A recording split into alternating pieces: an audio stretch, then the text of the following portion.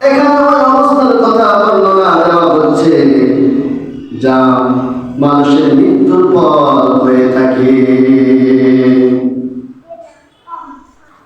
হয়তো সে উচ্চ পর্যায়ের আল্লাহ তাআলার নৈকট্য লাভকারী হবে, বা তার চেয়ে নিম্ন পর্যায়ের হবেন, যারা আমলনামা তার হাতে দেওয়া হবে। বলেন সুবহানাল্লাহ। কিংবা সে হতভাগ্য হবেন যে আল্লাহ সম্পর্কে অজ্ঞ থেকেছেন, সত্য পথ থেকে কাফের থেকেছেন।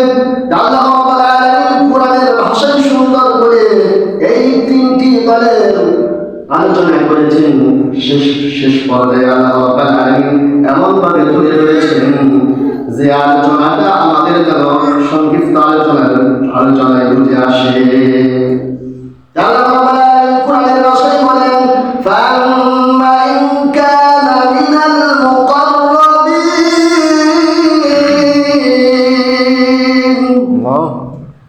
আল্লাহ রাব্বুল আলামিন বলেন, যেই ব্যক্তি নাকি নৈকট্য লাভকারী হবে, আর নৈকট্য লাভকারী হচ্ছেন তারা যারা নাকি আল্লাহ তাআলার আহকামের উপর আমলকারী ছিল এবং অবাধ্য আচরণকারীর বিরুদ্ধে আচরণ করত। মৃত্যুর সময় ওই নৈকট্য লাভকারীর জন্য ফেরেশতা এসে তাকে সুসংবাদ দিতে থাকবেন। বলেন সুবহানাল্লাহ।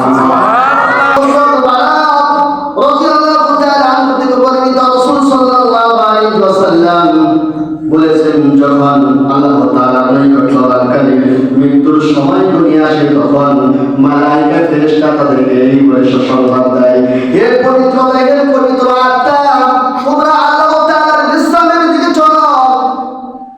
হে পবিত্র দেহের পবিত্র আত্মা, তোমরা আল্লাহ তাআলার দিকে চলো, আল্লাহ তাআলার রহমতের দিকে চলো, তার নিয়ামতের দিকে চলো। আল্লাহ রাব্বুল আলামিন তোমাদের প্রতি সন্তুষ্ট হয়ে গেছেন, তিনি তোমাদের উপর সন্তুষ্ট না, তুমি তার দিকেই চলো।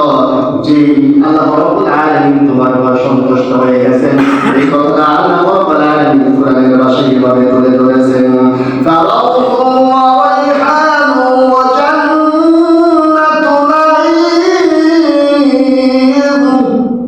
যখন ওই নৈকট্য লাভকারীর আত্মারা যখন নিয়ে যাওয়া হবে, তখন তাদেরকে সংবাদ দেওয়া হয়, তাদেরকে বলা হয়, হে পবিত্র দেহের পবিত্র আত্মা, তোমাদের জন্য আরাম শান্তি আয়েশ হয়েছে।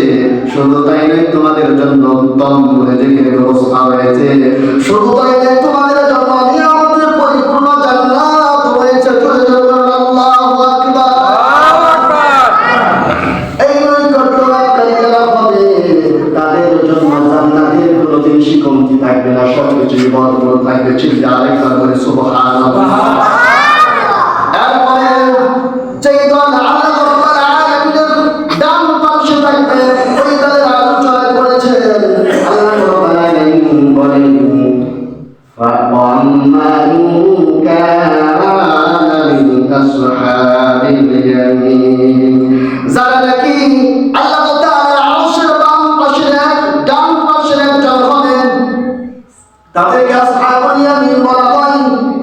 ওই দলের যারা একজন হবে, ফেরেশতারা তাদেরকেও সুসংবাদ দিয়ে থাকেন, যারা নাকি বলে, আমরা আল্লাহ আমাদের রব, এই রবই আমাদের সব। এই কথা বলার পর তারা এই পথে আল্লাহ তাআলার পথে অবিচল থাকে। মৃত্যুর সময় আল্লাহ রাব্বুল আলামিনের রহমতের ফেরেশতা তাদের কাছে অবতীর্ণ হয় এবং তাদেরকে বলে, তোমরা চিন্তিত করো না, তোমরা বিদ্রুপ করো না, তোমরা ভয় পেও না। তোমাদেরকে আল্লাহ রাব্বুল আলামিন দুনিয়ার মধ্যে যে জান্নাতের ওয়াদা প্রতিশ্রুতি দিয়েছেন, সে আনন্দ তোমরা এখন উপভোগ করতে থাকো। দুনিয়ার মধ্যে যেরকম আমরা তোমাদের বন্ধু ছিলাম, আখিরাতেও তোমাদের জন্য আমরা তোমাদের জন্য বন্ধু। সেখানে আল্লাহ রাব্বুল আলামিন তোমাদেরকে এমন কোন জিনিস চাইতে দেবেন না, তোমাদের মন যা চাই তাই আল্লাহ রাব্বুল আলামিন সেখানে প্রস্তুত করে দিয়ে দিবেন। বলেন সুবহানাল্লাহ। মৃত্যুর সময় যারা আসহাবুল ইয়ামিন ডান দিকে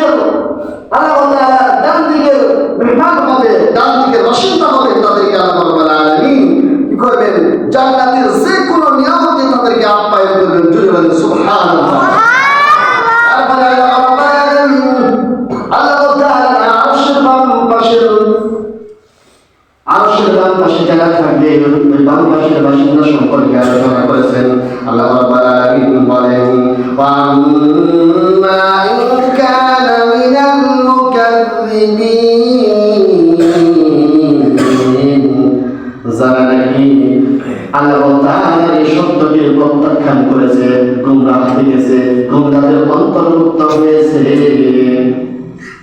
যারা নাকি আল্লাহ তাআলার আরশের বাম পাশে থাকবে, তাদেরকে আহ্বান করার জন্য আল্লাহ রাব্বুল আলামিন লিখেছেন, ফানুজুলুম মিন হামিম।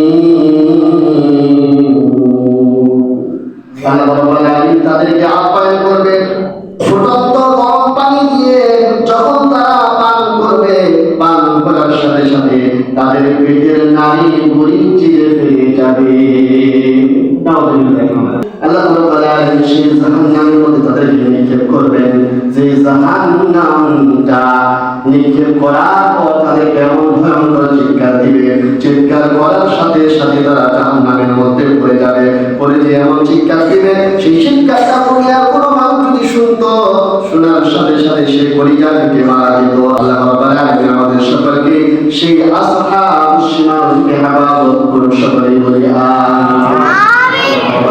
কোরআনের ভাষায় বলেছেন, ইন্না হাযা লাহুয়া হাক্কুল ইয়াকিন, নিশ্চয় অবশ্যই এটা সত্য ঘটনা, অবশ্যই এটা ঘটবে।